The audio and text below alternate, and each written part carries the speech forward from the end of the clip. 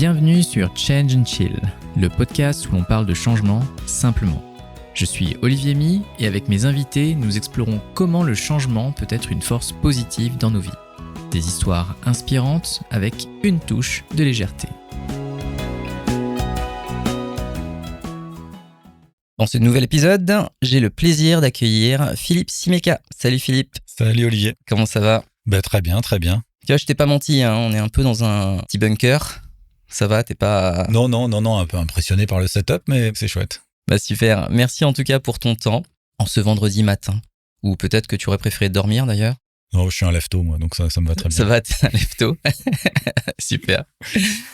Ça me fait très plaisir de t'avoir parce qu'effectivement, ce qui nous amène à nous rencontrer aujourd'hui, c'est que, déjà on se connaît, on s'est côtoyé dans le passé. Et j'étais tombé sur un de tes posts que tu avais mis il y a 6 mois maintenant, où tu annonçais une grande nouvelle. Du coup, plutôt que de le dire moi-même et de spoiler le tout, est-ce que tu peux te présenter et puis nous en dire un petit peu plus sur ce poste-là ? Ok.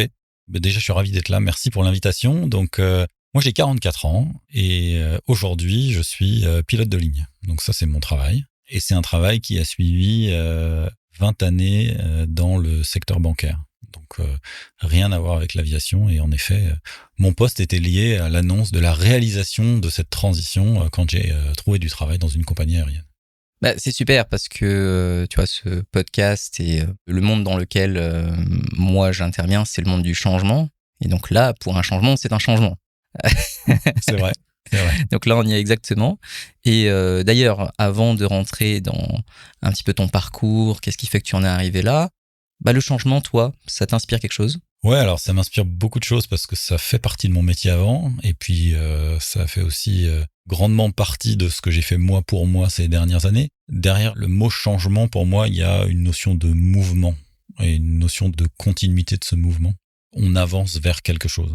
Et le fait d'avancer vers quelque chose, c'est un process de changement qu'on peut s'appliquer à soi-même, qu'on peut s'appliquer dans le monde professionnel, qu'on peut appliquer à une équipe. Parfois, le mot changement dans l'entreprise, il est un peu galvaudé. C'est un espèce de grand fourre-tout. Et parfois, on ne sait plus trop ce que ça veut dire. Pour moi, ça veut dire se mettre en mouvement. Et donc créer potentiellement un avenir qui nous est plus positif, je l'espère en tout cas. Oui, voilà, a priori, vers quelque chose qu'on a décidé et qui, a priori, nous inspire un peu plus, quoi. Oui, tout à fait. Ce qui m'avait marqué dans ton post, au-delà du sourire et de la photo, du selfie, c'est tu disais que c'était un rêve d'enfant. Ouais. Et du coup, c'est vraiment d'enfant. Donc ça te vient d'où ce rêve de t'envoyer en l'air, si je puis dire ? Écoute, en effet, c'est un rêve d'enfant. Alors quand on est petit, je pense que si on prenait un groupe d'enfants à l'école primaire, il y en a sûrement un certain nombre qui voudraient être pilotes. Parce qu'en effet, voler, ça fait rêver. Être dans le ciel, ça fait rêver. Des grosses machines, ça fait rêver. En tout cas, moi, ça me fait rêver. Et donc, quand je suis enfant, adolescent, je me dis que j'aimerais bien faire ça. Parce que ça a l'air chouette de faire voler des grosses machines pour parcourir des grandes distances dans le ciel. Ça a l'air chouette. Et puis quand je les regarde dans le ciel, je suis toujours un peu impressionné et émerveillé par ce que je vois. Et donc voilà, c'est vraiment le rêve d'enfant, quoi. Le truc de dire, waouh, ça a l'air vraiment cool. Et ça t'est venu parce que quand tu regardais dans le ciel, tu voyais des gros bolides et tu disais, pourquoi pas moi ? Ou est-ce qu'il y a un truc particulier qui a fait que tu t'es dit, allez, j'ai envie d'être la personne qui drive, ou j'ai envie d'être dans cet avion-là, ou j'ai envie de faire ça parce que on pourrait très bien juste regarder de loin, se dire c'est cool, mais tu vois, de là en faire un métier. En fait, aussi loin que j'arrive à me souvenir, oui, bien sûr. Dans la ville dans laquelle j'habitais quand j'étais petit, on entendait le Concorde décoller de Roissy tous les matins, le vol Paris-New York qui décollait aux alentours de 11h sûrement, et on entendait le Concorde. Et donc, c'est une grosse détonation, non ? Non, alors il n'était pas supersonique encore à ce moment-là, okay. Parce qu'il attendait d'être au-dessus de l'Atlantique pour être supersonique. Mais il faisait quand même beaucoup de bruit. Ouais. Et donc il avait un bruit quand même très particulier parce qu'il était en effet très bruyant.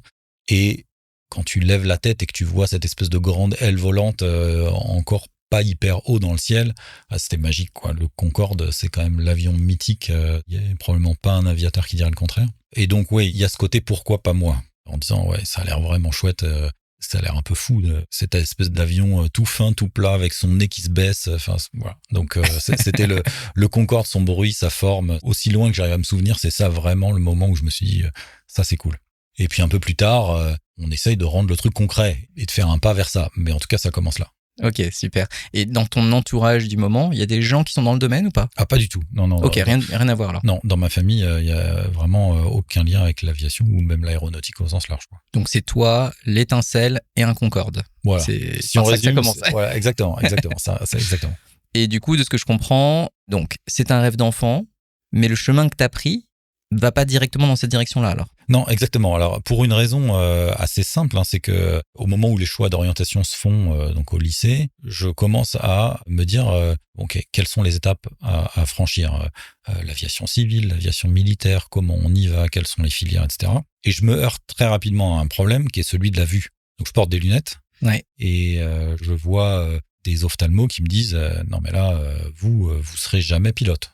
C'est quand même dingue, hein. Donc la porte se referme un peu doucement et peut-être pas d'ailleurs pour des bonnes raisons. Je pense que si j'avais creusé un peu plus le sujet à l'époque, peut-être que voilà, j'aurais pu aller plus loin. Mais en tout cas, voilà, la porte de la filière aviation se ferme parce qu'on me dit vous avez des problèmes de vue, vous êtes au-dessus des normes réglementaires de l'époque pour pouvoir être pilote militaire évidemment, mais aussi civil. Donc faites autre chose, quoi. C'est vrai que moi j'avais dans mon esprit, tu vois, basé sur pas grand chose, tu vois, mis à part des ouï-dire, que effectivement quand t'as des lunettes, presque c'est un no-go direct, quoi. Ouais. Si t'as pas 10 sur 10, voilà, tu vas pas dans ces avions-là, quoi. Eh ben, alors c'est très vrai pour le militaire. Ouais. Pour le civil, c'est pas le cas, ou en tout cas, ça n'est plus le cas. Je saurais pas dire comment c'était exactement à l'époque. Enfin, Ouais. voilà. Mais aujourd'hui, on peut tout à fait être pilote dans le civil avec des lunettes à partir du moment où on est bien corrigé, où on est dans certaines normes, où on est checké régulièrement. Ça pose aucun problème. D'accord. Ouais, c'est bon à savoir. Donc ça veut dire que quand même, jusqu'au lycée, t'as quand même cette envie d'y aller. C'est juste que bah tu te heurtes à des personnes sur le chemin qui un petit peu te barrent la route un petit peu durement. Ouais, des personnes ou un état de fait, en fait. Enfin, je suis myope, je suis astigmate. Bon, voilà, enfin, tu vois. Ouais, je comprends. C'est pas la faute de l'ophtalmo, quoi. C'est la vie, c'est comme ça. En fait, pourquoi est-ce que je dis ça? C'est que j'ai entendu beaucoup de gens qui avaient beaucoup d'envie de faire des choses. Et en fait, avant de réfléchir avec la personne sur comment est-ce que potentiellement on peut faire de par là où elle en est, bah en fait, on part du principe que c'est pas possible. Ouais. Il n'y a pas de conversation, si tu veux, pour se dire, bah, est-ce que vraiment c'est pas possible ou est-ce que bah, il y a peut-être des choses à faire ou un chemin qui est plus long, tu vois. Mm-hmm. Mais aider la personne à aller dans cette direction-là. Et je trouve qu'aujourd'hui, on le fait un peu plus quand même. Mm-hmm. Alors qu'avant, il y a juste des codes, tu rentres pas dans la case, bah tu rentres pas dans la case, quoi. Et c'est fini. Bah là, c'était un peu ça, en l'occurrence. Ouais, c'est ça, ouais. Voilà, c'est une barrière physique. Donc, ta marge de manœuvre sur cette barrière physique, elle est quand C'est plus même difficile. relativement limitée, quoi. Ouais, je comprends. Et donc, tu as ce no-go à cette époque-là, et puis bah, je suppose qu'à son, on est aussi en train de se chercher quand on est au lycée. Donc, tu décides de faire quoi? Donc, je décide, alors, j'ai plutôt une appétence avec la matière scientifique en général. Ouais. Donc, je suis une filière un peu classique, classe préparatoire aux grandes écoles, école d'ingénieur, généraliste, pour me laisser quand même les différentes portes ouvertes sur ce que j'allais faire après. Ouais. Donc, voilà, je suis un peu cette voie classique, je sais pas, mais en tout cas qui me permet de, malgré tout, faire des études chouettes, aller dans une école qui était vraiment chouette. T'es de quelle ville, toi? Moi, je suis de région parisienne. Mon école était à Nantes, donc je suis parti à Nantes faire mes études. Et après se pose la question du premier job, une fois qu'on a fait cette école-là. Et là, bah, c'est un peu l'inconnu, quoi. Tu cherches un stage, tu cherches un job, et puis tu vois un peu ce vers quoi tu as envie de t'orienter. Donc, j'étais pas vraiment, même quand j'étais à l'école, à me dire, je vais travailler dans tel secteur ou je vais faire tel type de truc. C'est vraiment au moment de la recherche de stage où bah, tu as des options qui s'ouvrent à toi. Et puis, bah, ces options te permettent de faire un choix avec un qui t'attire plus que l'autre ou pas, quoi. Ouais, je comprends. Ouais. Et du coup, tu vas où? Alors, j'ai plusieurs choix. Et puis, je me souviens, j'avais le choix d'aller faire des manuels de formation pour un changement de logiciel dans une usine d'une grande boîte de cosmétiques ou faire de la gestion de risque dans une banque. Rien à voir, du coup. Absolument rien à voir. C'est marrant d'avoir des choses tellement orthogonales. Ouais. Alors, ça n'avait vraiment absolument rien à voir. Et puis, je choisis la gestion de risque dans le secteur bancaire. Parce que le sujet a l'air plus fun, parce qu'il y avait un stagiaire de l'année d'avant qui était allé dans la même boîte au même endroit. Et ça puis, aide souvent. Et puis on avait eu un bon feedback. Donc voilà, donc je choisis ça pas par passion dévorante pour le secteur bancaire, ni pour la gestion de risque, mais à ce moment-là, voilà, ça m'attire plus. Donc voilà, je fais ce choix-là. T'étais plutôt bon élève ou pas à l'école, toi? Alors, j'ai eu à peine 10 au bac, donc est-ce qu'on peut considérer que c'est bon élève en tout cas, voilà. Pour ce que ça veut dire, encore une fois, bon élève, tu vois. Voilà. En fait, j'avais des facilités, mais j'étais pas très travailleur. Ah. Donc voilà, au grand désespoir de mes parents, je faisais le strict minimum. Mais du coup, tu as quand même réussi mais ça à a aller au bout. marché. Oui, Voilà, c'est ça. exactement. Donc ça passait. Parfois, ça passait vraiment juste. Parfois, il fallait négocier un peu pour que ça passe, mais ça passait. Mais on va dire que pendant toute cette période-là, faire des efforts pour obtenir des bonnes notes, c'était pas vraiment ma priorité. C'est pas l'objectif, quoi. Non. C'est-à-dire sortir en tête de classe, c'est pas l'objectif, quoi. Non. Non. Bon, c'était pas mon intérêt. Oui, je comprends, ouais. Et donc l'école que tu as faite, c'est quoi? C'est une école d'ingé? Ouais, école d'ingé, ouais. J'ai fait l'école des mines de Nantes. Ouais. Et donc du coup, tu rentres en stage, de ce que je comprends, donc dans le stage de fin d'études, ouais. Stage de fin d'études dans le secteur bancaire. Ouais. Et du coup, comment est-ce que tu rebondis par la suite? C'est-à-dire que tu restes dans le domaine, mais tu restes pas dans les risques, de ce que je comprends et de ce que je connais. Ouais, non, tout à fait. Donc en fait, j'ai fait 10 ans dans cette première banque dans laquelle j'ai travaillé. Ouais. Et en fait, mon évolution de carrière, elle a toujours été un peu faite de hasard, d'opportunités, de trucs qui se présentent. Voilà, donc je commence par faire de la gestion de risque. Après, je m'occupe de projets, plus de mise en place de nouveaux systèmes, nouvelles applications pour des back-office. Et puis après, se lance un grand programme d'amélioration continue. Donc pendant 3-4 ans, je fais de l'amélioration continue dans la banque. Période absolument passionnante où j'ai rencontré des gens passionnants. Enfin, vraiment, c'est incroyable. Ouais, t'as un souvenir marquant que tu pourrais nous partager? Oui. Alors, c'était dans les années 2005-2010. Donc c'était une période où les banques, notamment dans leur fonction de back-office, cherchaient la simplification, de l'automatisation, des gains de productivité. Et donc, il y avait des grands cabinets de conseil qui vendaient des plans d'amélioration continue. On va faire du Lean Six Sigma, ça va être formidable. Bon, et donc, on fait ça. Et puis, un jour, on rencontre une personne qui vient donc un peu l'antithèse de ces grands cabinets de conseil. Ouais. Quelqu'un qui a travaillé fort sur le modèle de Toyota d'amélioration continue, donc le Lean japonais, voilà, là où l'essence du truc a été créée. Et donc, on rencontre ce gars qui vient nous expliquer qu'on a tout faux et que la manière dont on cherche à faire de l'amélioration continue, c'est pas de l'amélioration continue, c'est juste des gains de productivité one shot et que ça ne va jamais marcher. Et en fait, j'ai trouvé ce type absolument passionnant et je le suis encore sur les réseaux sociaux. Enfin, c'est vraiment quelqu'un de passionnant, un sensei, comme on dit là-bas. Voilà. Alors, ce type de personnalité, ça matche pas trop avec une grande banque institutionnelle française, tu vois.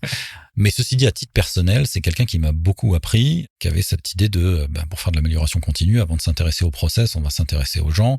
Et puis, plutôt que d'envoyer des équipes centrales très diplômées pour améliorer les trucs, on va doter les gens des compétences nécessaires pour le faire. On va leur apprendre à regarder leur process, on va leur apprendre à le faire. On va écouter ce que disent les clients. Enfin, voilà, vraiment l'essence de ce qui se passe dans le Lean d'origine. Et j'ai vraiment gardé ça fort pendant toute ma carrière. Avant de s'intéresser au process, on va s'intéresser aux gens.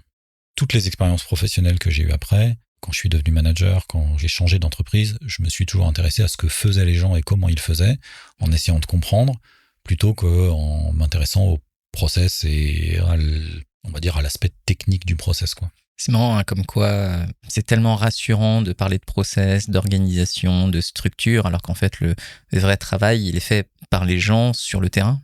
Mais il faut prendre du temps, il faut discuter avec les gens. Ça veut dire que les gens, ils ont des émotions, des choses qui montent, qui descendent. Et effectivement, c'est souvent plus casse-gueule, quoi. Ouais, c'est plus casse-gueule et en même temps, c'est très prétentieux d'imaginer que on est capable de venir expliquer à des gens comment faut travailler mieux. Je suis tout à fait d'accord avec toi, ouais. Alors, ça marche. À court terme, ça marche, effectivement. À court terme, ça donne des résultats. Est-ce que c'est durable? Est-ce que ça crée de l'engagement, de la satisfaction? La réponse, c'est clairement non, quoi. Ouais, je te rejoins tout à fait. C'est pour ça que moi, je suis assez partisan déjà d'un changement plutôt organique. Mais ce que je mets derrière organique, c'est ça. C'est qu'en fait, il faut partir des racines. Et les racines, c'est les gens, c'est la culture qui est actuelle pour pouvoir progresser, mais dans le contexte qui est celui-là. Parce que quand on arrive, et j'aime bien le terme prétentieux que tu mets derrière, c'est que quand tu arrives, tu as peut-être des outils, des process, des méthodes qui sont utiles. Mais si tu n'arrives pas à avoir la conversation avec les gens, du coup, ça marche pas très bien. Parce que toi, qu'est-ce que tu fais? Tu arrives, tu mets ton truc, mais toi, tu t'en vas après. C'est les gens après qui vont subir ce que tu as mis en œuvre. Donc, s'ils l'ont pas pris en tant que tel pour le mettre en œuvre, ça marche pas très bien, quoi. Ouais, tout à fait. Et donc, en fait, après cette expérience d'amélioration continue, qui était vraiment extrêmement enrichissante, c'est vraiment un moment fondateur dans ma carrière, en tout cas dans ma méthode ou dans mon approche. Ouais. J'ai pris des responsabilités managériales. J'ai dirigé un back-office qui faisait du crédit à l'époque. Et en arrivant, j'ai passé peut-être un mois à rien faire sauf à être assis à côté des différentes personnes pour comprendre le job, parce que moi, j'y connaissais rien à leur métier. C'était mon premier poste de manager. Et donc, faut acquérir une certaine légitimité, parce que la légitimité, elle n'est pas de fait. C'est même plutôt l'inverse, en fait. Quand tu as 25 ans, que tu débarques du central, que t'as cette espèce d'étiquette amélioration continue qui, dans la tête des gens, veut dire suppression d'effectifs. C'est vrai. Bah, surtout venant du lean, en tout cas. Voilà, Ouais. exactement. Donc, en tout cas, du lean tel qu'il était pratiqué Tout à fait. à cette Ouais. époque-là, dans ce contexte-là. Parce qu'en fait, c'est pas du tout ça. C'est s'intéresser aux gens et aux clients avant de s'intéresser aux conséquences que ça obtient. Bref. Et donc, j'avais besoin d'obtenir cette légitimité, et je l'ai obtenue en allant m'asseoir à côté de toutes ces équipes qui étaient hyper expérimentées, hyper professionnelles, hyper engagées. Et enfin, c'était vraiment passionnant, quoi. J'apprenais leur métier. Mon but, c'était pas de devenir expert, mais de comprendre le truc et d'obtenir le même langage, mais pas par le process et la méthode ou l'outil, mais par la pratique de tout un chacun, quoi. Donc, tu es devenu manager de gens qui étaient plus vieux que toi, alors je suppose. Ah oui, oui, oui, largement plus vieux que moi. Largement plus vieux que toi, Je ouais. pense que je vais avoir, je sais plus exactement, entre 25 et 30 ans. Ouais. Et donc, c'était en province, à Nantes. Je retourne à Nantes avec pour la plupart des gens qui font ce métier depuis, presque toujours, quoi, qui sont vraiment des super experts. Et voilà, c'était vraiment, vraiment chouette d'apprendre leur métier au contact de toutes ces personnes-là, quoi. Et du coup, tu progresses, tu changes de boîte. Ouais. Oui, donc je fais ça. Je fais ça pendant 5 ans, à peu près. Ouais. Dans différents métiers en province à Paris. Et puis, en effet, je change de boîte. Process classique, un cabinet de recrutement qui me dit, tiens, est-ce que vous serez intéressé par tel truc? Donc, je change de boîte. Donc, j'arrive dans une structure beaucoup plus petite, plus jeune, sur le papier plus dynamique, et j'applique la même méthode. J'arrive quelque part, je connais pas le métier, je connais pas les gens. Donc, je vais passer un certain temps à essayer de comprendre ce que font les gens. Et à discuter avec les experts, etc. Et encore une fois, ça marche. C'est-à-dire qu'il y a toujours un peu de défiance quand quelqu'un de l'extérieur arrive sans connaître la boîte, sans avoir forcément toutes les compétences. Et puis, j'applique la même méthode et ça marche. Donc, cette expérience fondatrice de cette relation avec ce coach qui m'a vraiment ouvert les yeux sur comment vraiment intrinsèquement ça fonctionne, les relations humaines dans une entreprise, j'ai continué à l'appliquer tout au long de ma carrière, quoi. C'est fou, hein. Des fois, il suffit d'une rencontre pour que ça infuse pendant toute une vie. Hein. Mais même encore aujourd'hui, et je me souviens de discussions, ou je me souviens de moments, où je me souviens de trucs qu'il a dit. C'est vraiment très chouette. C'est chouette, ouais. Et comment est-ce que tu en arrives à rentrer dans le monde du change? Parce que tu disais que toi aussi, tu en as fait ton métier, mais au départ, c'était pas ça. Donc, comment est-ce que tu en es arrivé là aussi? En fait, mes changements de poste ont toujours été faits un peu d'opportunités, de trucs qui arrivent. On sait pas trop pourquoi ni comment. Et un jour, on me dit, tiens, est-ce que tu voudrais bien être Head of Change? Bon, ok. Donc, sur le papier, on sait pas trop ce que ça veut dire, Head of Change. Tête du changement. Ouais. Alors, c'est un peu paradoxal parce qu'il y avait un côté un peu valorisant et j'étais dans une entreprise, donc une entreprise que tu as bien connue, qui mettait souvent en opposition le run et le change. Oui, c'est vrai. Sous prétexte que le change, c'est le truc noble et le run, c'est le truc pas noble. C'est vrai. Et alors, avec le recul, je pense qu'on avait un peu tout faux, mais en tout cas, c'était fort la culture dans cette boîte-là. Et donc, voilà, on me demande est-ce que ça m'intéresse de faire ça? Et à l'époque, l'entreprise est dans une grande phase de transformation profonde de son business. Et on me demande de prendre la tête de ce programme qui était déjà un peu commencé. Donc, on parle de programme de transformation à l'époque. Donc, c'est aussi un terme sur lequel on pourra revenir. Ouais. Mais voilà, ça se fait sur une opportunité à un moment donné de renforcer un peu ces métiers-là. Et donc, on me propose d'en prendre part. Ça veut dire qu'ils ont quand même senti que tu avais une fibre dans cette direction-là. Et puis, ils t'ont proposé. Il s'avère que tu as saisi l'opportunité. Oui, voilà, exactement. Ils avaient en effet senti que j'avais une fibre sur ce sujet-là, que j'avais aussi une certaine capacité à emmener les équipes et les gens dans cette direction-là, à donner du sens, à engager les équipes dans ces trajectoires de changement. Donc voilà, c'est pour ça qu'on me l'a proposé probablement. Et nous, quand on s'est rencontrés, c'était à ce moment-là ou c'était juste après? On s'est rencontrés un peu plus tard. Juste après. Ouais, okay. On s'est rencontrés un peu plus tard, peut-être 3-4 ans plus tard. D'accord, parce qu'effectivement, je regardais tout à l'heure sur nos profils et c'est effectivement c'était fin 2020, mi-2021, tu vois, ouais. où on a interagi, donc c'est un peu après alors. Oui, un petit peu après. Oui, j'ai commencé à m'occuper de ces programmes de transformation un peu avant. Et donc 2020-2021, on se croise, je m'en vais et Covid arrive. Ouais. Quel impact ça a pu avoir potentiellement pour toi, si ça a eu un impact particulier? Et puis ensuite, quel est le trajet jusqu'à la bascule? Ouais. Alors, d'un point de vue professionnel, c'était une période qu'on a tous vécue de manière c'était très nouvelle. Mm. Et donc, quand on est en charge de la transformation, et ben là, il y a des vraies transformations de méthodes de travail, de comment on fait pour travailler à distance, comment on assure la continuité de ces grands projets, grands programmes qu'on avait à l'époque, etc. Et bon, voilà, donc c'était assez intense comme période, un peu difficile.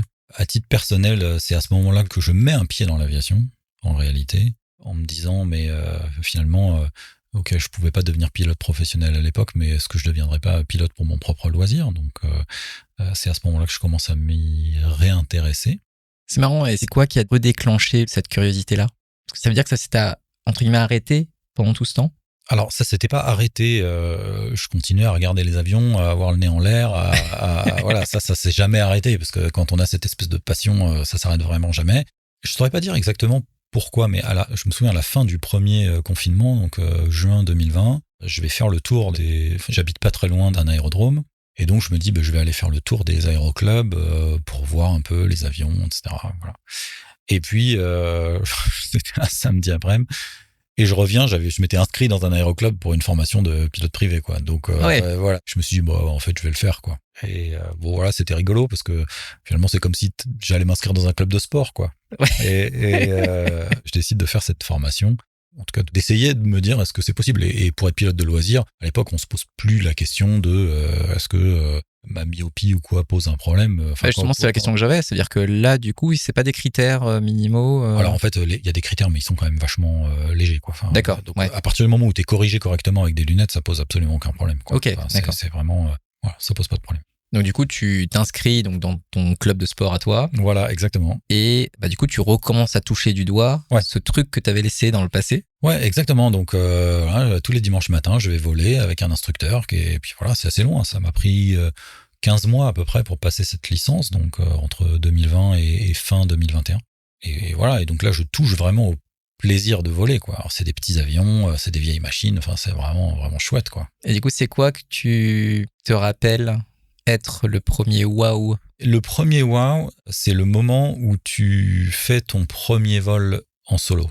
Donc, dans le cadre de ta formation de pilote, même pilote de loisir, tu dois faire un certain nombre d'heures tout seul dans l'avion. Ça reste de l'instruction, mais l'instructeur, il est au sol. Et donc, ce jour-là, mon instructeur m'avait dit, OK, voilà, t'arrives à un moment de ta formation, je pense que t'es prêt. Donc, on part ensemble. On va faire quelques tours de piste, comme on dit. On va faire quelques évolutions ensemble. Et puis, si ça se passe bien, on se pose, je descends et tu repars. Et donc, c'est ça qui se passe. Et donc, le premier vol solo, c'est vraiment, voilà, tu dois juste faire un tour de piste. Donc, ça dure un quart d'heure, quoi. Mais c'est un souvenir incroyable. Tout le monde se souvient de son premier solo, quoi. C'est juste une sensation incroyable de voler tout seul dans l'avion, d'être capable de faire décoller, faire atterrir l'avion tout seul, en toute sécurité.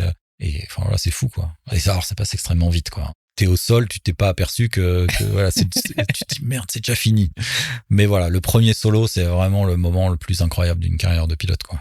C'est marrant parce que donc là on est en audio, donc les gens ne voient pas, mais quand tu racontes ça, je vois les yeux d'enfant, les étincelles que potentiellement tu pouvais avoir quand tu étais petit. Donc on se souvient tous de ce moment-là.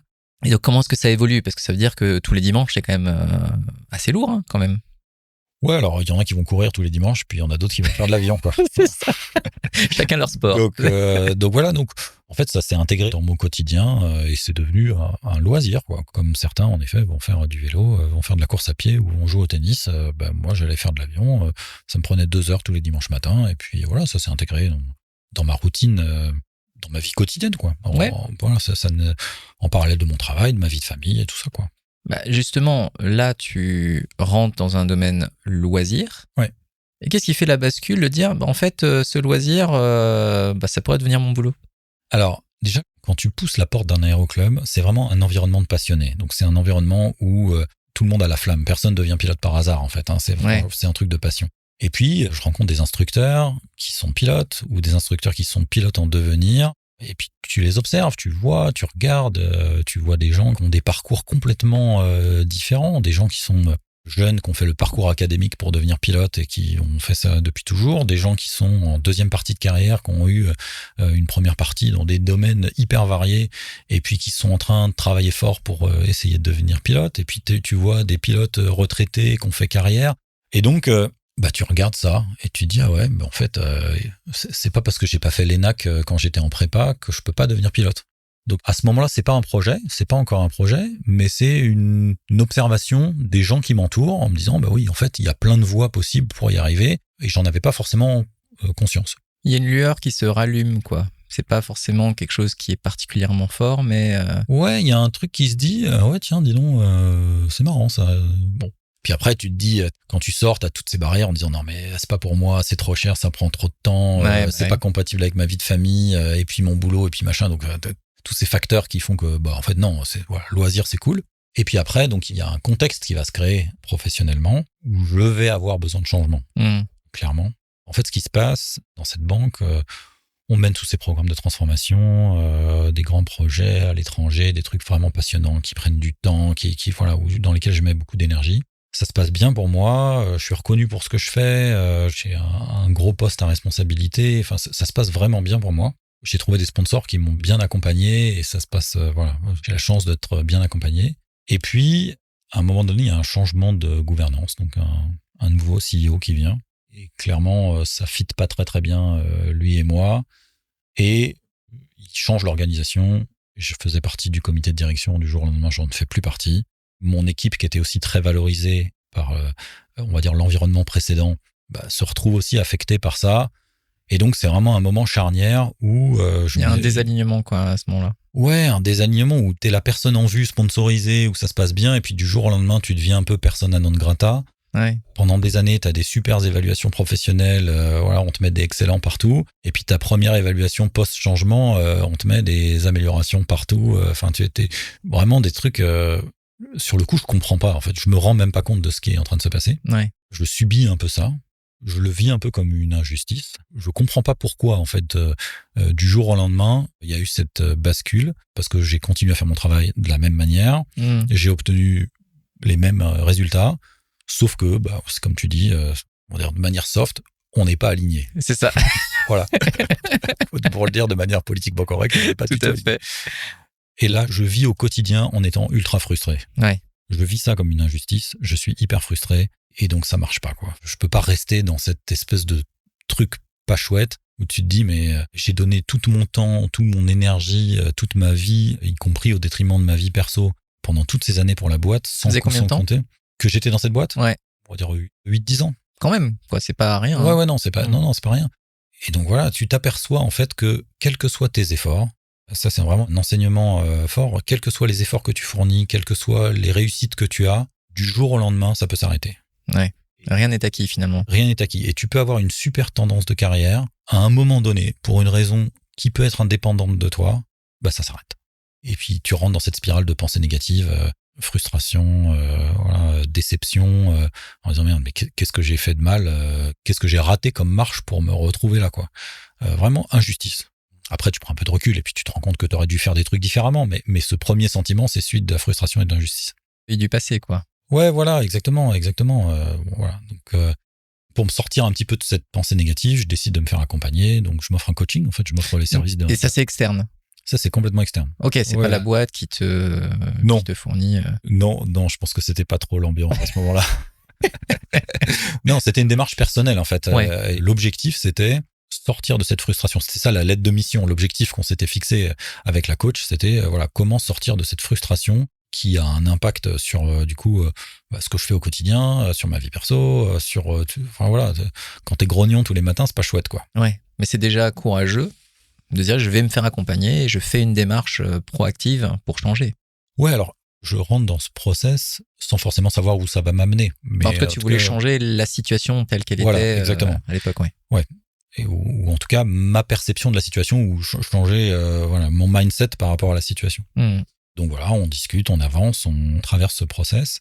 Et alors ce qui était hyper intéressant, et c'est un autre moment un peu fondateur ou un autre moment un peu clé dans ma carrière, avec cette coach, on fait un test, peut-être que tu connais, qui s'appelle le test des natures et intelligences multiples. Alors, je suis curieux. C'est un test qui cartographie un peu ta personnalité au travers d'un certain nombre de dimensions. Donc, partant du principe qu'il n'y a pas une forme d'intelligence, mais il y en a plusieurs. Voilà, tu peux avoir une intelligence corporelle, donc à manipuler des trucs, une intelligence plutôt relationnelle, une intelligence en relation avec la nature, une intelligence... donc différentes sortes d'intelligence et différentes natures. Et donc, ça met tout ça dans un gros package et ça détermine un peu ton top 3 de tes intelligences et natures telles qu'elles te correspondent. Qu'est-ce qui émerge alors chez toi? Alors, c'est assez rigolo parce qu'il y a des choses qui émergent qui sont clairement liées à mon métier. Ouais. Sur l'aspect communication, l'aspect interpersonnel, voilà, il y a pas mal de choses liées à ça. Il y a des choses qui ressortent aussi, par exemple, la nature éducative, qui est une de ces natures multiples, qui ressort aussi dans la liste, et qui pour le coup est pas forcément représentative de ce que je fais au quotidien. Tu faisais de la formation quand même. Oui, un peu, mais c'était pas au cœur de ce que je faisais. Et donc, ce qui est intéressant dans ce truc-là, c'est que ça te donne une cartographie de ta personnalité, mais ça te donne pas une cartographie de ce que tu fais actuellement, et en quoi c'est en lien ou en quoi c'est cohérent avec ta pratique, avec ton job. Mais par contre, ça te permet de faire le lien entre quelque chose qui est plus ou moins facile pour toi, parce que tu as déjà les compétences en toi, quoi. Exactement. Plus que les compétences, est-ce que c'est dans ta nature? Tu vois, oui, ça va plus loin que l'aspect vraiment compétence. Okay. Et donc, la coach me dit, elle utilise cette phrase, elle me dit, écoute, tes natures, c'est comme des tigres. Il y en a certains qui sont bien nourris et d'autres qui sont moins bien nourris dans ton quotidien. Et les tigres qui sont pas nourris ou qui sont moins bien nourris, ils vont finir à un moment donné par s'exprimer fortement par le fait tu vois l'exemple, quoi. Un tigre pas nourri, il va te bouffer de l'intérieur. Voilà, exactement. Et donc elle me dit, par contre, il faut pas chercher à nourrir tous ces tigres uniquement dans ton job. C'est impossible en fait de trouver un travail qui soit 100% aligné avec tes natures et tes intelligences. Qui sont multiples d'ailleurs. Qui sont donc multiples par définition. Eh bien, regarde dans ta vie au total, dans ta vie personnelle, dans tes loisirs, dans ton cercle social, avec tes amis et dans ton travail, qu'est-ce qui va te permettre d'équilibrer tout ça? Et donc ça, c'est un vrai déclencheur, quoi. C'est pas nécessairement ton boulot qui doit représenter 100% de ta satisfaction personnelle. Et il y a probablement d'autres trucs à faire. Et je pense que, tu vois, c'est là où, personnellement, en tout cas, je trouve que, tu vois, chercher trop fortement, des fois, à cloisonner, tu vois, vie pro, vie perso, on a l'impression des fois que justement on doit tout mettre d'un côté, tout mettre de l'autre et tout, alors qu'en fait on a un éventail de possibilités. Ouais, tout à fait.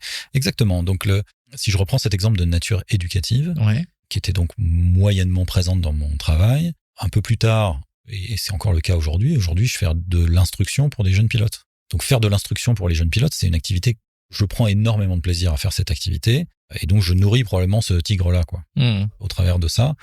Parce que ça a un impact direct. Là, pour le coup, c'est de la vraie formation. Voilà, on forme des gens et on leur donne des compétences hyper tangibles, quoi. Enfin, tu sais faire atterrir ou tu sais pas faire atterrir. Enfin, il y a pas d'un peu d'entre deux, quoi.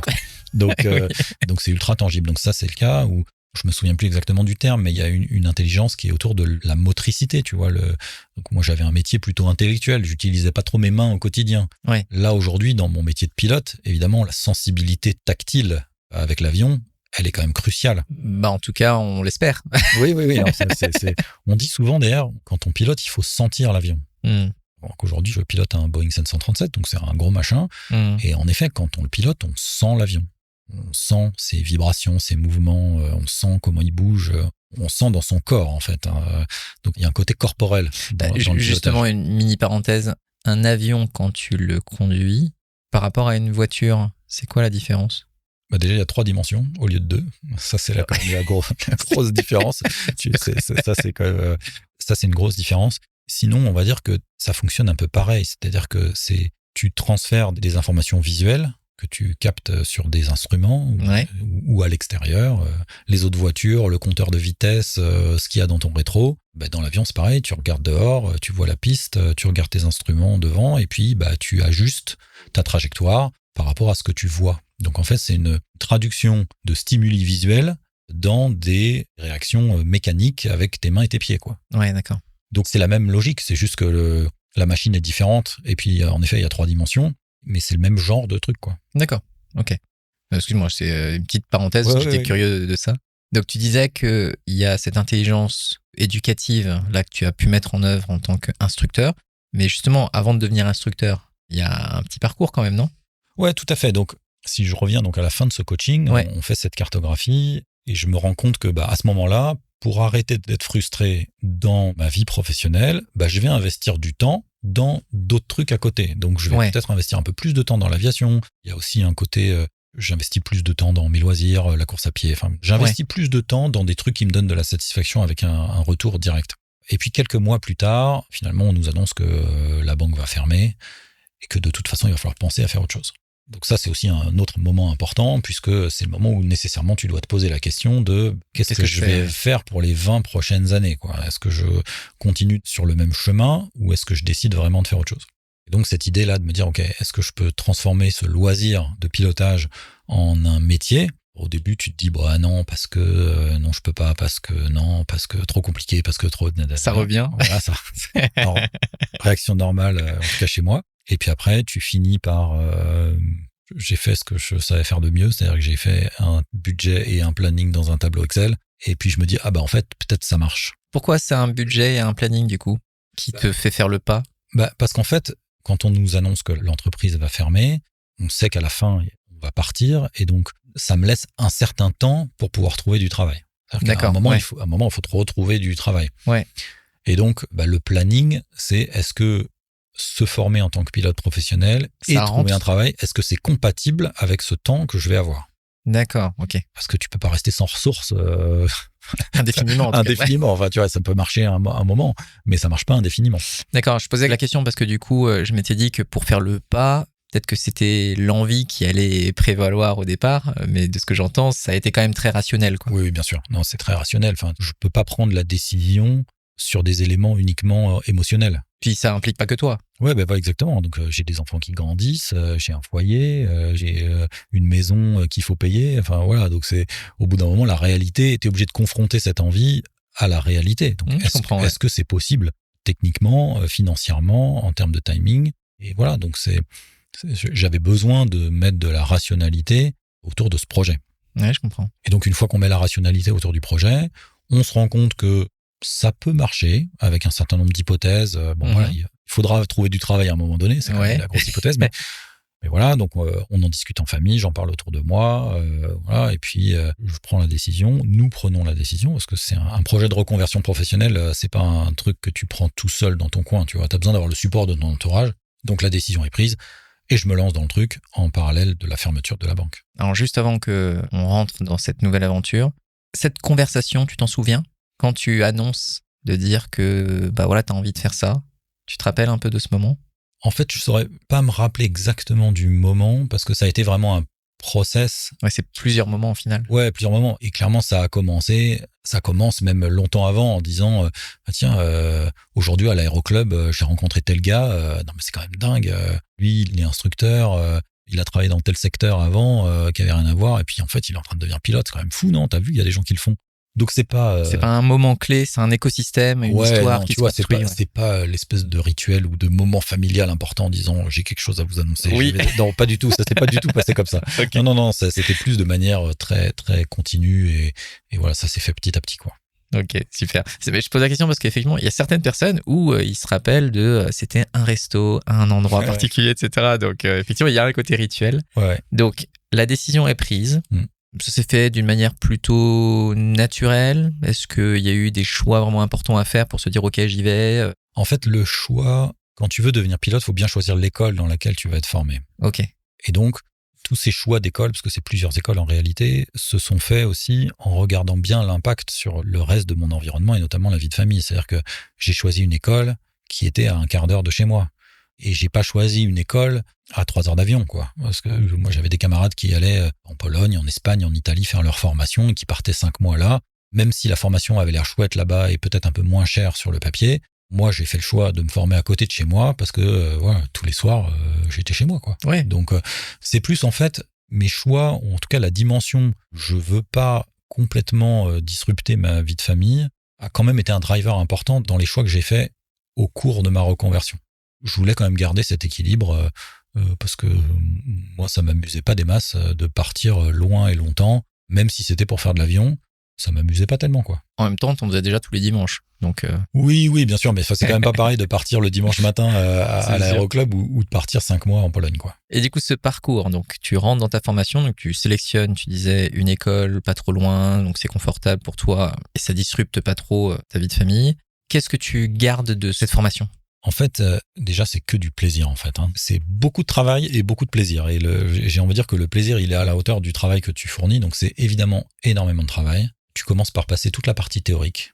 Et donc, tu te remets dans des bouquins et t'apprends. Et puis, tu réapprends à apprendre des trucs académiques. Tu fais des QCM, enfin voilà, donc ça c'est un peu fastidieux, mais tu passes au travers de ces examens théoriques. Et justement, dans la théorie, c'est quoi les sujets qui, toi, t'ont le plus marqué? Parce que, tu sais, on étudie souvent la théorie, puis après, Ouais. ça s'en va. Mais je pense que dans les dispositions dans lesquelles t'étais, il y a peut-être des choses, je me suis dit, tiens, waouh, ce truc-là, je savais pas. Ou... Ouais, alors moi j'ai bien aimé, je crois qu'il y a 13 ou 14 matières, donc c'est assez dense, et ça va des aspects très techniques sur les principes du vol de l'avion. Moi j'ai vraiment aimé ça, les principes du vol ou la motorisation, des aspects très techniques, ça j'ai bien aimé. Alors, après les gens me croient un peu fou, mais moi j'ai vraiment aimé l'aspect réglementation. Il en faut, hein. Voilà, donc j'ai trouvé que le module réglementation c'était chouette, et je me rends compte aujourd'hui, maintenant que je suis un professionnel de ce métier-là, que c'est vraiment important, que c'est pas juste pour décorer, c'est vraiment important. Donc voilà, s'il y a des gens qui veulent devenir pilotes qui écoutent ce podcast, intéressez-vous à la réglementation, c'est vraiment important. C'est important. Voilà. C'est toujours mieux de connaître les règles du jeu auquel tu joues. Ouais. Donc voilà, donc ça c'est des choses qui m'ont vraiment intéressé. Il y a des trucs moins fun, mais ça c'était chouette. D'accord, super. Donc, tu as la partie théorique et bien sûr, tu recommences à faire de la pratique. Ouais, tu commences à faire de la pratique, exactement. Donc là, tu fais des heures de vol. Hein. Mais c'est quoi la différence par rapport à ce que tu avais déjà fait? Parce qu'au final, toi, tu volais déjà. Ouais, je volais déjà. Donc en fait, la première partie de la formation professionnelle, c'est faire un petit peu ce que tu as déjà fait avant, mais avec un niveau d'exigence, avec un côté professionnel en fait. Ouais. Avec des niveaux de tolérance par rapport aux écarts. Si par exemple, il y a des critères, quoi. Voilà, il y a des critères bien précis.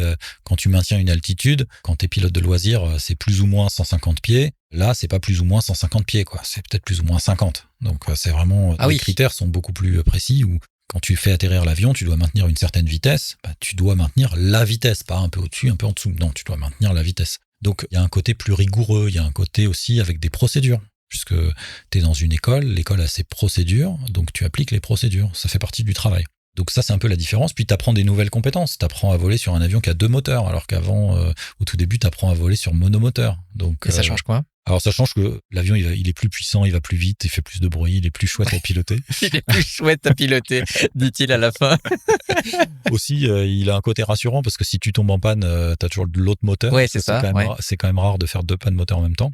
Donc non, la formation bimoteur, c'est un moment intéressant parce que tu as l'impression de piloter un vrai avion, quoi. Ouais. Et toi, t'es un fan de vitesse? Non, pas vraiment. Pas particulièrement, donc c'est plus puissant et tout, mais après, c'est pas... Oui, non, c'est pas un critère particulièrement, mais voilà, l'avion est plus complexe, c'est une machine qui est plus complexe, donc c'est intellectuellement aussi plus chouette de comprendre un peu tous les systèmes. Pour devenir pilote, il faut s'intéresser à la technique de la machine. Il faut vraiment comprendre comment fonctionne le truc dans le détail. Donc voilà, en général, plus les avions sont gros, plus ils sont complexes, et donc plus il y a de trucs à apprendre, donc il faut être curieux, il faut se plonger dans les bouquins, quoi. Et donc, cette formation, c'est combien de temps? Ça a duré 4-5 mois. Ah oui, c'est assez rapide alors. La théorie, j'ai mis 6 mois, donc avant. J'ai fait la théorie en parallèle de la fermeture de la banque, et j'ai commencé la pratique une fois que la banque était fermée. Donc j'ai mis la théorie, j'ai mis 6 mois, la pratique, j'ai mis 4-5 mois. Mais du coup, c'est séquentiel. Ouais, c'est un peu comme le code de la route, quoi. Ah oui, c'est séquentiel. Ouais. Tu peux pas commencer la formation pratique professionnelle si t'as pas passé la partie théorique. Et la partie théorique, c'est un peu comme le code de la route, du coup, c'est QCM, ce genre de truc-là. Exactement, QCM, 75% de bonnes réponses à chaque matière. Voilà, donc. Et là, du coup, t'es passé comment?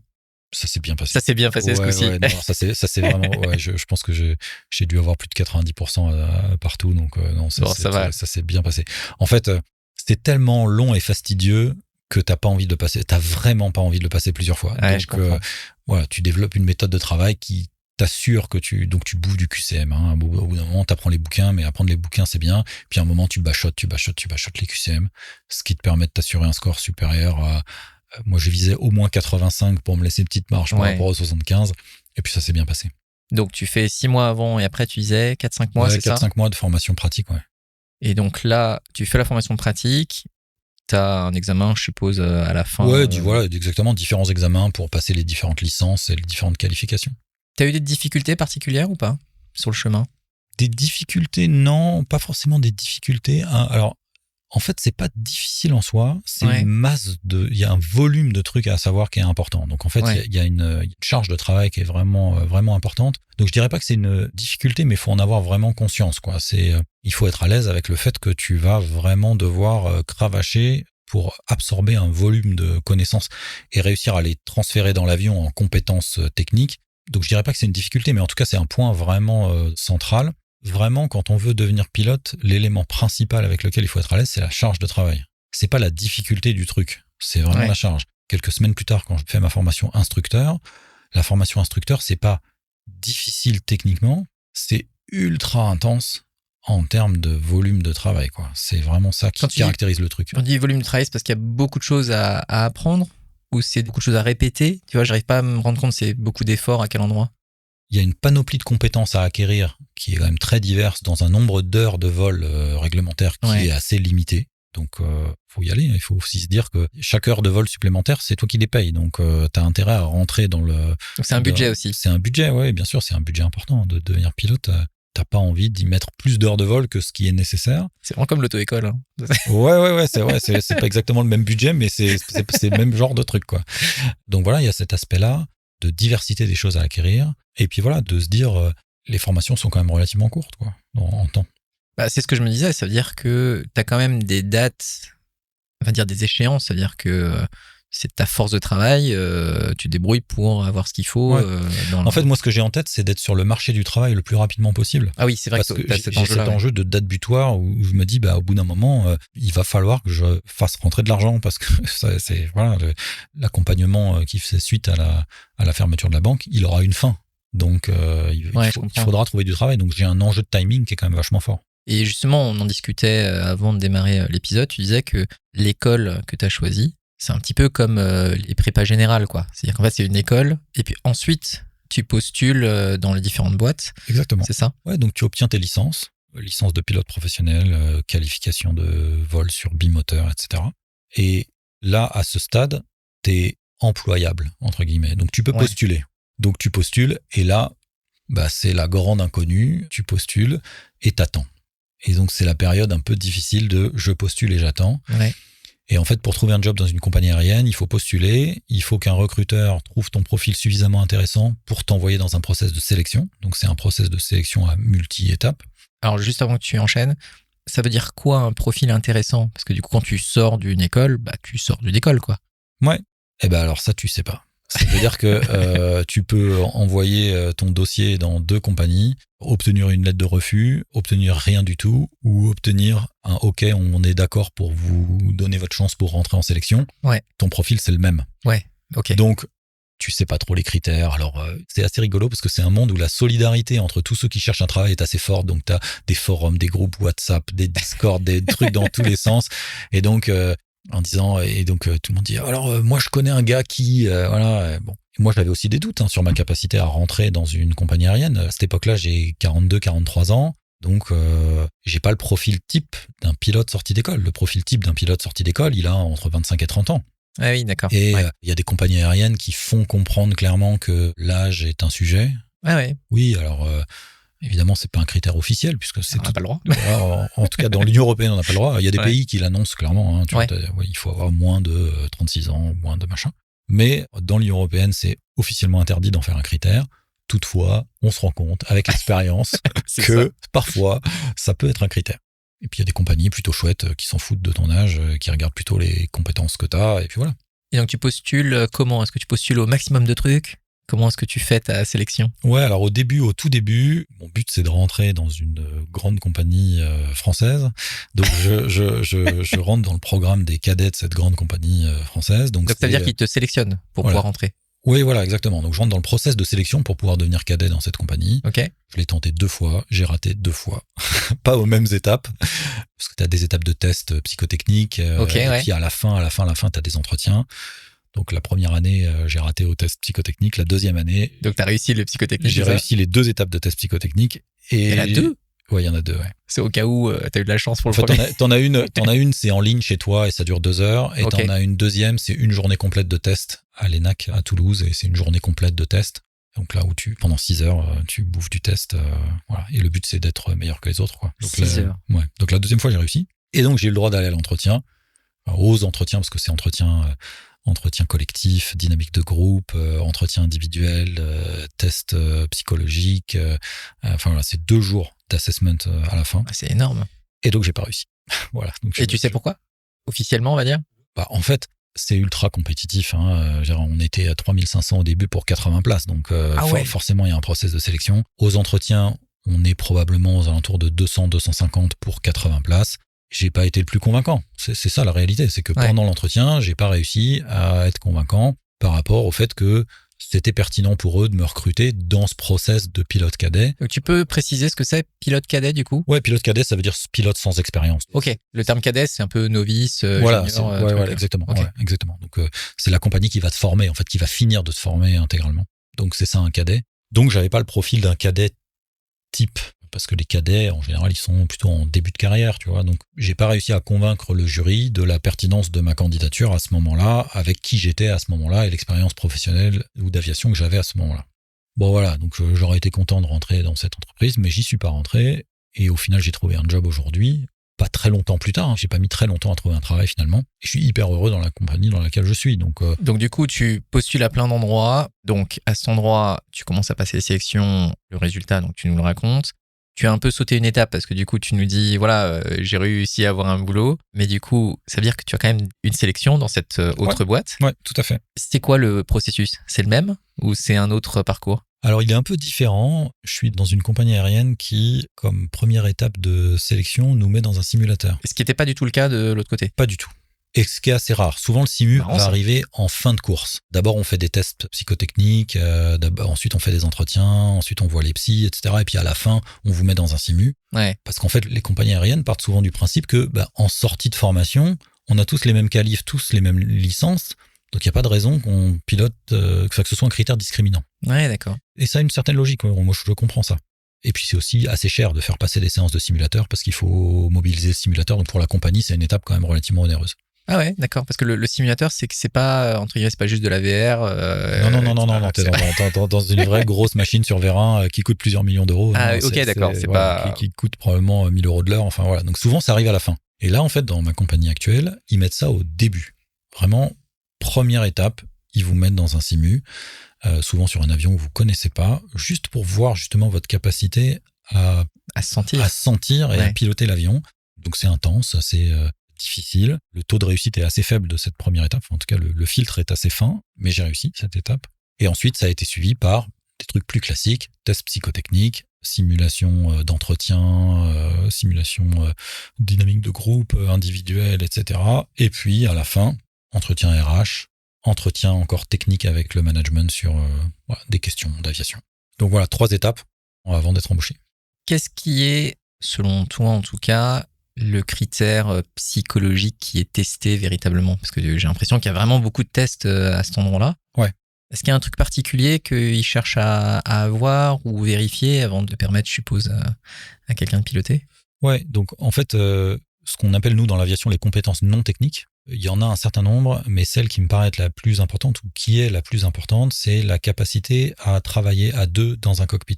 On pilote des avions multipilotes, on est 2, on est formé avec les mêmes procédures, on a les mêmes licences, mais on se connaît pas, donc on va s'asseoir tous les 2 dans l'avion, c'est la première fois qu'on se voit, et on a une mission à exécuter, et il faut qu'on l'exécute de la meilleure manière possible en réussissant à travailler à 2. Donc, c'est ce qu'on appelle le CRM, Crew Resource Management. Donc, c'est le fait de réussir à bien travailler à 2, manager les ressources dans le cockpit. Et donc, en fait, pendant ces tests, on va voir si tu as des traits de personnalité qui sont un peu extrêmes d'un côté ou de l'autre et qui, en tout cas, font émerger des doutes sur le fait que tu vas être capable de t'adapter à n'importe quel style de collègue, comment t'es face au stress, comment t'es par rapport à la prise de décision, et tous ces éléments-là qui sont importants dans un cockpit, parce que dans un cockpit, la dimension temporelle est très importante, c'est-à-dire que quand on a des décisions à prendre, on a peu de temps pour les prendre. On fait pas 3 réunions pour prendre des décisions quand il y a un truc à faire, quoi. Ça, tu connais. Enfin, voilà, ça, je connais. Donc, il y a une situation, on en discute, on prend la décision, et il faut que ce soit collaboratif, simple, partagé et sans doute possible. C'est intéressant parce que ça veut dire que finalement, être l'expert, sachant, super bon seul, finalement, ça n'a aucun intérêt. Ouais, on peut pas piloter ces avions tout seul. Ouais, c'est intéressant. Il y a des équipementiers d'aviation qui rêvent, et les compagnies aériennes aussi sûrement, d'avions monopilotes. Ça coûterait moins cher, blablabla. Voilà, ça coûterait moins cher, voilà. Mais clairement, aujourd'hui, le régulateur a fermé la porte à ce sujet en disant non, il faut 2 personnes dans un cockpit parce que c'est quand même beaucoup plus safe d'être 2 dans un cockpit que d'être 1 avec les machines, quoi. C'est marrant parce que du coup, j'ai vu cet échange-là il y a quelques jours même, où les gens me disaient, mais de toute façon, aujourd'hui, les avions, il y a beaucoup de choses qui sont automatisées, blablabla. Est-ce que c'est le cas? Est-ce qu'au final, il y a quand même beaucoup de choses qui sont manuelles parce qu'on les a gardées manuelles En fait, il y a un pilote automatique dans l'avion, c'est sûr. Il y a un pilote automatique qui nous aide. Et j'ai envie de dire que quand tout va bien, on se repose sur les automatismes de l'avion. Alors, évidemment, le décollage et la montée, c'est manuel. L'atterrissage, c'est manuel, sauf dans des cas très particuliers. Mais c'est nous, pilotes, qui programmons la machine. C'est nous qui lui disons de manière explicite ce qu'on a envie qu'elle fasse. Donc oui, l'avion, il est automatisé, il nous aide à prendre des décisions, mais l'input, il reste humain. Ça, c'est quand tout va bien. Et puis, quand il y a un problème, alors tu as des avions très modernes qui aident à la résolution de problèmes. Nous, on a des avions qui sont moins modernes et qui se reposent beaucoup sur l'humain pour la résolution des problèmes. Voilà, quand il commence à se passer un truc, bah ouais, il faut une connaissance des systèmes. Pourquoi telle lumière s'allume? Ah oui, alors telle lumière s'allume parce que tu essaies de te souvenir de ce que tu as appris. Tu as été formé de manière très longue et détaillée au système de l'avion, donc tu sais pourquoi telle chose se passe. Donc oui, l'avion t'aide en te donnant des indications, mais au final, c'est toi qui dois faire ce qu'il faut pour pouvoir continuer ta mission, quoi. Ouais, je comprends. Ouais. Donc oui, non, c'est la communication aussi. La communication avec les contrôleurs, c'est quelque chose qui est encore assez manuel et vocal. Ouais. C'est pas juste de l'échange de données. Il y a une partie d'échange de données, mais voilà, ça reste. C'est une vraie interaction, quoi. C'est une vraie interaction. Donc, je pense qu'on va dans le sens de plus d'automatisme, avec des cockpits plus automatisés, etc. Mais ça reste quand même au pilote de prendre les décisions, parce qu'on a quand même derrière nous, c'est pas vite, quoi. Enfin, voilà. Généralement, ouais, effectivement, ouais. Voilà, donc on a une mission à accomplir, quoi. Ouais, d'accord. C'est pas l'avion qui est responsable de faire la mission, c'est nous. Oui, effectivement. Et du coup, donc tu fais ce parcours, tu arrives au bout. Tu te rappelles du moment où tu reçois la réponse? Ah ouais, bah, je m'en souviens hyper bien. Donc j'étais en vacances, donc l'été dernier, j'étais en vacances dans le sud-ouest. Et donc on m'appelle pour passer le dernier entretien, qui était donc un entretien en visio. Et donc je suis dans un endroit où il n'y a pas de réseau, enfin sur la côte landaise, vraiment zéro réseau, etc. Donc il faut que je trouve un espace de coworking pour passer l'entretien. Enfin bref. J'avais quand même prévu le coup, j'avais emmené une chemise et tout ça. Enfin bon, je me doutais que l'entretien pouvait arriver à ce moment-là. Donc tu avais au moins le haut, c'est ça? Ouais, exactement. Donc je passe les entretiens, voilà, et je savais que la réponse allait arriver très vite derrière, parce que c'est une compagnie qui laisse pas les candidats dans l'interrogation trop longtemps. Donc j'ai passé l'entretien le matin et je savais que l'après-midi j'allais avoir la réponse. Ouais. Et donc je suis là, j'essaie de trouver un endroit où il y a du réseau, et puis il est midi, 13h, 14h, 15h, la réponse vient pas. Je me dis bon, tant pis, je vais à la plage et puis je verrai après. Tu l'avais senti comment l'entretien? C'est toujours difficile. Ouais, c'est toujours difficile parce que j'ai parfois eu des entretiens où je me dis putain, ça s'est super bien passé, et au final on me dit bah non monsieur, ça va pas le faire. Donc bon, je pense avoir fait le taf, ouais. Mais tu sais pas quoi. Donc je vais à la plage, machin truc, et puis à la plage il y a zéro réseau. Bon. Et donc je me souviens, il y a un moment, on était donc avec des amis, en famille, etc. sur la plage. Je leur dis écoutez, bon, je rentre. Parce que là, il faut que je sache. S'il m'appelle, je pourrais pas prendre l'appel, et voilà. C'est un appel, c'est pas juste un mail ou un truc. Non, c'est un appel téléphonique. Il faut que je reçoive un appel, tu vois. Donc, ok. Il faut que je chope l'appel pour avoir la réponse, tu vois. Et alors c'est rigolo parce que donc c'est une compagnie belge, et donc quand t'as un numéro de téléphone belge qui t'appelle, ça commence par +32, tu vois. Donc je guettais le numéro de téléphone +32 qui allait m'appeler. Bon bref, donc je pars de la plage, j'ai ma planche de surf sous le bras, et je suis sur mon vélo en train de rentrer vers le camping. Et là, je vois ma montre qui vibre, je regarde ma montre et je vois +32. Et là, je suis en train de rouler sur la piste cyclable, tu vois. Je me dis putain, donc je freine, je jette le vélo, je jette la planche de surf, je décroche le téléphone. Et donc là, je tombe sur la personne qui s'occupe du recrutement qui me dit voilà que j'ai réussi, quoi. Ouais. Donc le moment est complètement improbable parce que c'est arrivé pile à un moment. Le moment de transition, tu sais, le moment où tu veux vraiment rien avoir. Ouais, voilà. Donc la personne me dit bon bah voilà. Si vous êtes d'accord, voilà, on sera ravis que vous rejoigniez la compagnie. Non, bah finalement, j'ai fait tout ça, mais... Et je me souviens qu'après, elle me donne tout un tas d'informations pratiques sur la suite. Et moi, je me souviens de rien du tout. En fait, je suis tellement encore dans le on va vous prendre que oui, alors, donc vous allez recevoir un email, vous devrez répondre à cet email parce que vous allez commencer, vous allez devoir aller à tel endroit, faire tel truc, voilà les étapes, voilà concrètement ce qu'on attend de vous. Et puis à la fin de la discussion, elle me dit bon, de toute façon, vous inquiétez pas, je vais vous envoyer un email qui va résumer tout ça. Et donc, c'était super parce que bon, voilà, j'avais besoin de cet email parce que j'avais pas retenu grand chose. Mais je me souviendrai tout le temps de ce moment où je suis sur mon vélo, où je vois le +32 s'afficher sur la montre. Voilà, plus rien n'existe au-delà de prendre le call. Ouais, c'est ça. Alors, parce que si ça avait été une réponse négative, ça aurait été aussi au téléphone, tu vois. Donc, oui, c'est ça. Voilà, il fallait prendre l'appel. Enfin, tu vois. Mais c'est déjà super, je trouve, qu'ils t'appellent. Il y a plein de processus de recrutement où ils s'en foutent, ils t'envoient un message et puis tu te débrouilles, quoi. Ouais, non, c'est une des caractéristiques de l'entreprise dans laquelle je travaille actuellement. Il y a un côté humain hyper fort, mais vraiment hyper fort. À toutes les étapes du process, ça a toujours été des appels téléphoniques, on t'explique, on te donne des conseils, on t'accompagne, enfin on te met dans une situation la plus favorable possible pour que tu réussisses. Après, ça dépend plus que de toi, est-ce que tu réussis ou tu réussis pas. Mais en tout cas, la compagnie fait en sorte de donner les moyens pour réussir. Et tout au long de mon expérience avec eux, c'est vraiment ce que je ressens au quotidien, quoi. Et c'est vrai qu'au final, tu vois la culture de l'entreprise au travers de leur processus de recrutement. Ah mais exactement. Ouais, et je retrouve aujourd'hui ce que j'avais déjà pressenti au moment du process de recrutement, c'est clair. Et du coup, toi, tu as la nouvelle, Mm. mais je suppose que juste après, tu en parles. Ouais. Comment est-ce que ça réagit autour de toi? Écoute, tout le monde est hyper fier, en fait. Les gens sont très contents pour moi. Mes enfants, ma famille, mes amis avec lesquels on est à ce moment-là, tout le monde est hyper content, quoi. Et moi aussi, c'est l'aboutissement. En fait, il y a plein de moments d'aboutissement, parce qu'aujourd'hui, je dirais que finalement, le moment de l'aboutissement, c'est la première fois que j'ai volé dans le 737. Enfin, il y a plein d'aboutissements, mais à ce moment-là, c'est l'aboutissement d'un truc. Donc, il y a énormément de fierté. C'est l'émotion qui ressort à ce moment-là. C'est de la joie, du bonheur, de la fierté. Voilà, c'est. Tu passes des bonnes vacances. Ouais, c'était la fin des vacances, mais ouais, tu te dis, putain, ça y est, c'est fait, quoi. Enfin, je suis arrivé à cette étape. Ouais, c'est. J'ai réussi. Il y a encore plein d'étapes à franchir, mais j'ai trouvé une boîte qui a trouvé que mon profil était intéressant et ça a marché, quoi. Et du coup, maintenant, ton quotidien, ça ressemble à quoi? Donc mon quotidien, donc je pilote un Boeing 737 cargo, donc je fais du transport de marchandises au travers de l'Europe.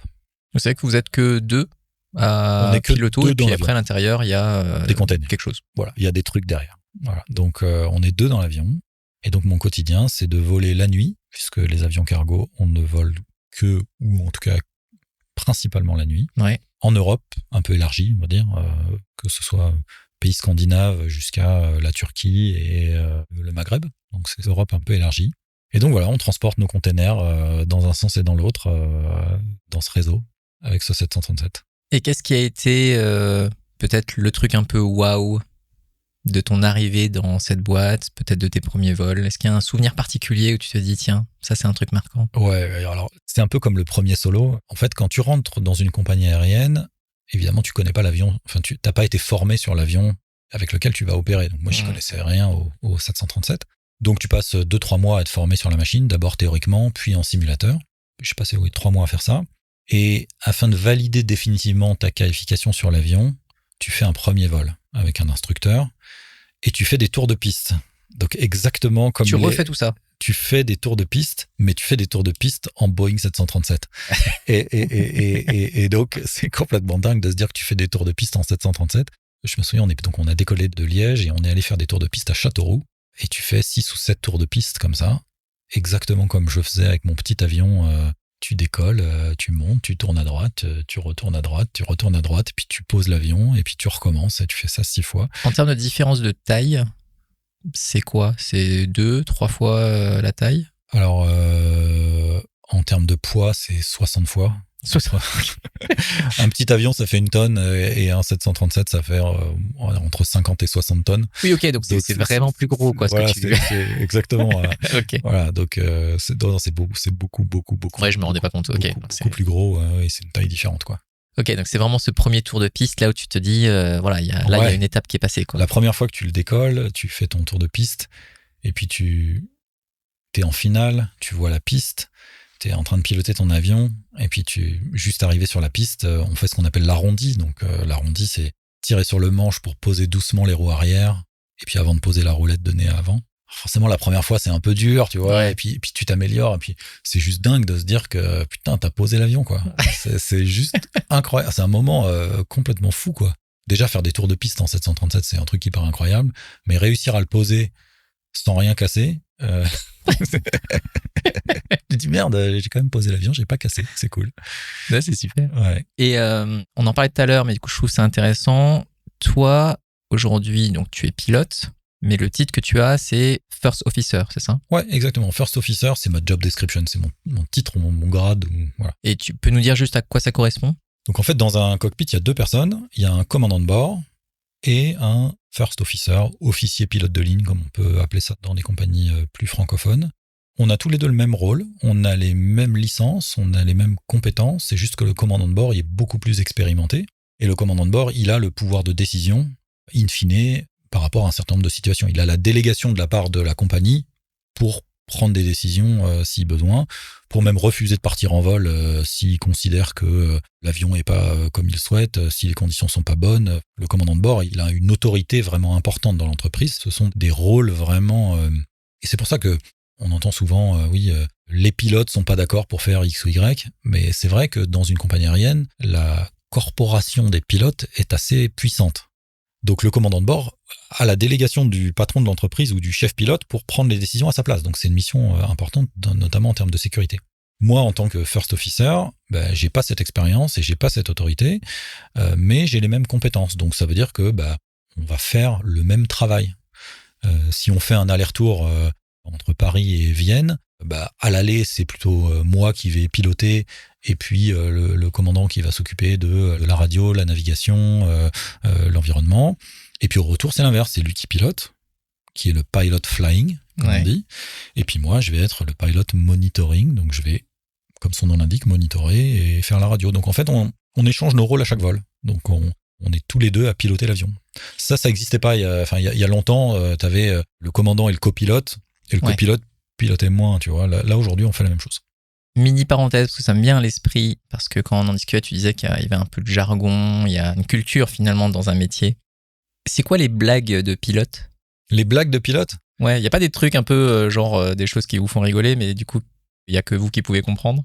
Ouais, alors j'ai pas forcément d'exemples qui viennent en tête, mais c'est un métier de passionné. Et donc, quand tu te retrouves le soir au resto ou au bar avec des pilotes, ça parle que d'avions et de trucs de pilotes. C'est quand même assez dingue. Hein. En fait, quand t'es pilote, t'as pas de distinction entre un côté professionnel et un côté privé. Pilote, c'est juste une passion pour tout le monde. Et donc, tout le monde se marre avec des trucs de pilote, quoi. Tiens, t'as vu tel article sur tel truc, ou t'as vu... Enfin, voilà, donc des pilotes, ça parle d'avion, quoi. Des fois, j'imagine que quand t'es dans un environnement... Alors, je me souviens, parfois, dans ma vie d'avant, quand t'es en soirée entre amis, et qu'il y a 5 personnes qui viennent de la banque, et qu'il y en a 2 qui viennent pas de la banque, les 2 qui viennent pas de la banque, ils regardent les autres en disant « Putain, vous voulez pas arrêter de parler de trucs de la banque ?» Ouais, je comprends. Je pense que c'est 100 fois pire avec les pilotes. Parce que les pilotes, ça parle d'avion, quoi. On fait que ça. Donc ça, c'est vraiment un truc... c'est un marqueur hyper fort de ce métier-là, c'est qu'on parle que... C'est un métier passion. C'est vraiment un métier passion. En tout cas, quand je te vois en parler, c'est sûr que ça n'a rien à voir avec quand tu parles de la banque, quoi.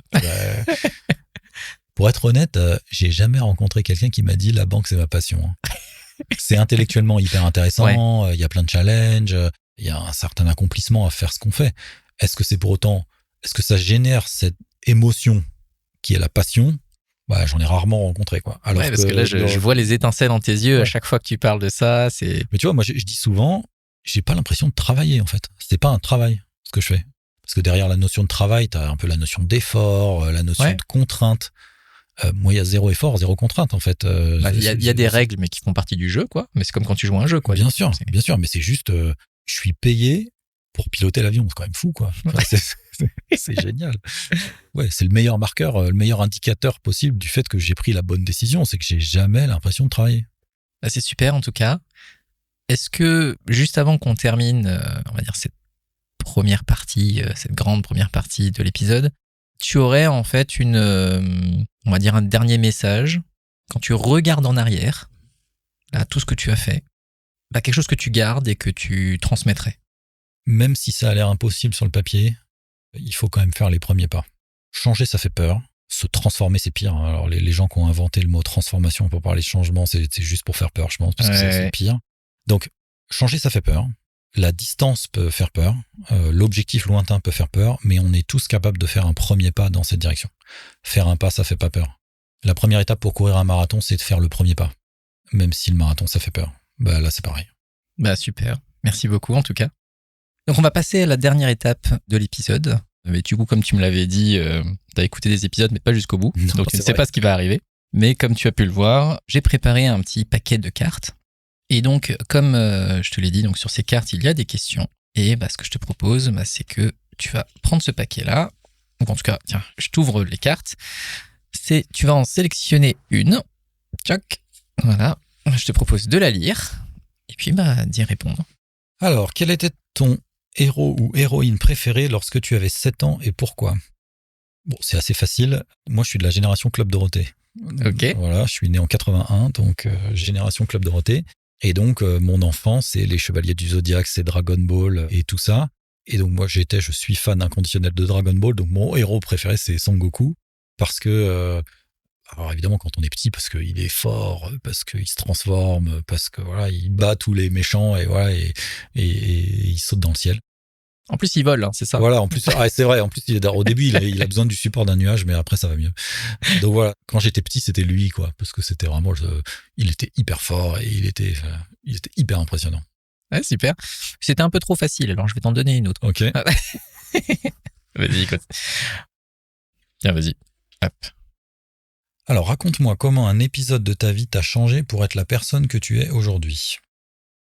Alors, on a déjà un peu parlé de différents aspects, mais si je retiens quand même un truc, alors je pense pas que ça ait changé la personne que je suis aujourd'hui, mais ça a été un élément important dans mon cheminement jusqu'à aujourd'hui. Ouais. C'est ce coaching dont j'ai parlé tout à l'heure, ouais. qui a en fait débloqué plein de croyances sur le fait que c'était pas possible de faire ça ou ça, en l'occurrence devenir pilote. C'est un moment où on se dit, en fait, ça a l'air de correspondre à ta nature. A priori, ça va pas être plus difficile que y mettre du temps et y mettre de l'argent. Donc, voilà, allons-y, quoi. Ça, c'est vraiment, vraiment un moment important. Bah, super. Ça veut dire, faites-vous coacher. Ouais, non, mais honnêtement, il faut accepter l'idée, quoi. Et moi, pendant longtemps, j'accompagnais des équipes, je motivais des équipes, je donnais de l'inspiration à des équipes et ça marchait bien. Mais moi, par rapport à moi, j'étais pas très fort pour faire ça sur moi-même, quoi. Ouais, c'était moyennement efficace, mon propre process de changement. Moyennement efficace. Oui, je suis pas sûr d'être un grand conducteur de changement pour moi-même, en tout cas. Donc oui, faut le faire, quoi. Sans forcément savoir ce qu'on va y trouver. C'est vrai que c'est un processus où, en fait, la destination forcément a un intérêt, mais tout le chemin a aussi de la valeur. Ah ouais, c'est sûr. Et encore aujourd'hui, en fait, ça crée une espèce de référence. Tiens, ah oui, je me souviens, on a parlé de ça. Ou ah bah oui, tel truc, je pourrais l'aborder de telle manière. Donc c'est un process que tu commences avec un accompagnement et que tu continues tout seul. Ouais, super. Ce qu'on va faire maintenant, c'est que tu vas en sélectionner 2. Et donc tu vas nous lire les 2 et tu choisis la question à laquelle tu as envie de répondre. On a pris 2 couleurs différentes. Alors, première, donc la question bleue. Si tu devais aller vivre 1 an sur une île déserte où il y a à manger et à boire, quelles seraient les 5 choses que tu prendrais avec toi et pourquoi ? Plus toi, tu peux y aller. Hein. Sur Ouais, l'île. alors, il faut réussir à s'y poser. Oui, c'est ça. Ou que préfères-tu dans les relations que tu as aujourd'hui ? Question rouge. Je pense que je vais prendre la question rouge. Ouais. Donc, qu'est-ce que je préfère dans les relations que j'ai aujourd'hui ? Alors, ce qui change vraiment dans mes relations aujourd'hui par rapport à mon ancienne vie professionnelle, c'est que on est tous sur le même pied d'égalité. C'est-à-dire qu'il y a peu ou pas de rapport hiérarchique. Mon manager, c'est le chef pilote, il manage 250 pilotes. Donc en fait, il n'y a pas de rapport hiérarchique. Enfin, quand on est 2 dans le cockpit, on est 2 d'égal à égal, quand bien même il y a un commandant et il y a moi. Et donc ça fait vachement de bien. Je trouve qu'il y a plus ce côté où avant, où tu fais les choses pour démontrer que, ou pour plaire à, ou parce que c'est nécessaire vis-à-vis de la politique de machin. Et ça, c'est hyper apaisant. J'ai regagné une sérénité dans ma relation au travail par rapport à ça. Il n'y a pas de politique. C'est la question que je me posais, mais là, en plus, vous avez une mission concrète là, à réaliser. Il n'y a pas du blabla. Ouais, exactement. Ouais. Et c'est une mission qui a une fin. C'est-à-dire qu'une fois que tu as posé l'avion, tu arrives chez toi ou tu arrives à l'hôtel, tu poses ta valise, ta mission, elle est terminée. Ça a une vraie fin, tu vois. C'est un début, une fin, c'est une activité, tu vois. C'est comme si tu décides de repeindre un mur, quand c'est fini, quoi. Enfin, c'est fini. Là, c'est pareil. C'est un peu la sensation que j'avais eue quand j'ai commencé à travailler après l'école. Ouais. Tu sais, parce qu'après l'école, t'as les devoirs, tu sais. Mais il y a un peu ce côté-là. Ouais, non, mais tout à fait. Donc, pour revenir sur le sujet de la relation, cette relation d'égal à égal où on est tous les deux pour faire une mission et qu'une fois que la mission elle est finie et on passe à la mission suivante. Aujourd'hui, ça me convient vraiment bien. Je me retrouve vraiment dans ce truc-là. Alors, un jour, on m'a posé la question mais est-ce que les responsabilités, ça va pas te manquer ? Est-ce que t'as pas envie de... Alors, à ce jour, mais pas du tout. Enfin, en même temps, t'en as une de responsabilité, là. Oui, bien sûr, mais responsabilité au sens managérial du terme, reprendre. Donc, clairement, je n'envie pas du tout le Philippe d'avant, quoi. Voilà. Mais d'ailleurs, ça veut dire que tu préfères parler avion que parler banque ? Oui, en général, oui. Ça m'apporte plus de plaisir que Parfois, je reçois des sollicitations sur LinkedIn. Ouais, vous voudriez bien nous parler de tel marché, tel truc par rapport à avant. Je refuse systématiquement parce que je me sens, un, plus légitime, deux, ça m'intéresse plus. Ouais. Et je me documente beaucoup moins sur le sujet. Je comprends. suis plus dedans, quoi. Bah super. On va passer à la dernière question.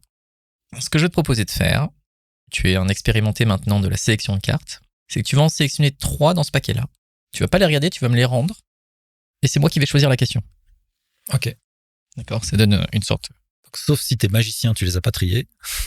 Ouais, non, bah après, je sais à peu près le genre de sujet qu'il y a. Alors, je vais te lire les 3, puis je vais en sélectionner une. Alors, la première, c'est « Parle-moi de quelque chose qui te met en colère ». La deuxième, c'est « Tu as 102 ans ». Imagine, bien sûr. Tu regardes dans ton passé et tu te dis que tu es vraiment fier d'avoir réalisé 3 petits points. Et la dernière, c'est « Qu'est-ce qui a du sens aujourd'hui pour toi qui n'en avait pas hier ?» J'aime bien la dernière. Donc je te la repose. Ce serait une manière de clôturer, tu vois, l'épisode. Qu'est-ce qui a du sens aujourd'hui pour toi et qui n'en avait pas hier ? En fait, finalement, la réponse, elle peut être simple et compliquée à la fois. Ce qui a du sens, c'est que ce que je fais au quotidien et ce pourquoi je me lève quand je vais travailler a du sens pour moi individuellement, personnellement. Je fais pas ça parce que c'est le sens de l'entreprise ou l'entreprise donne du sens à. Non, ça a du sens pour moi. Ça, c'est très différent. Dans ma vie d'avant, je pouvais être inspiré par le sens dans lequel allait l'entreprise, par les projets sur lesquels on travaillait, par les équipes avec lesquelles je travaillais. Ça m'apportait de l'énergie. Est-ce que pour autant ça avait du sens vraiment pour moi en tant qu'individu et en tant que personne? Pas forcément. Et ça, aujourd'hui, c'est vraiment le cas. Pourquoi est-ce que je fais ça a du sens? Parce que ça me donne un sentiment d'accomplissement et du plaisir à chaque fois que je vais au travail que j'avais probablement moins avant. Bah c'est super. Voilà. C'est une belle phrase de conclusion pour tout ça. Avant de se quitter, si des personnes ont envie de papoter avec toi et de continuer cette conversation, comment est-ce qu'elles peuvent te joindre ? Et bien sûr, LinkedIn, c'est probablement le canal le plus simple. Ouais. Bah, de toute façon, je laisserai tes coordonnées quelque part dans la description et puis on n'est pas à l'abri que des personnes prennent contact. Et bien avec plaisir. En tout cas, merci pour ce moment. Merci à pour toi. Ton partage. Et puis, bon vol, comme on dit. Ouais, on dit ça en effet. Merci beaucoup, Olivier. Plaisir. Salut. Merci.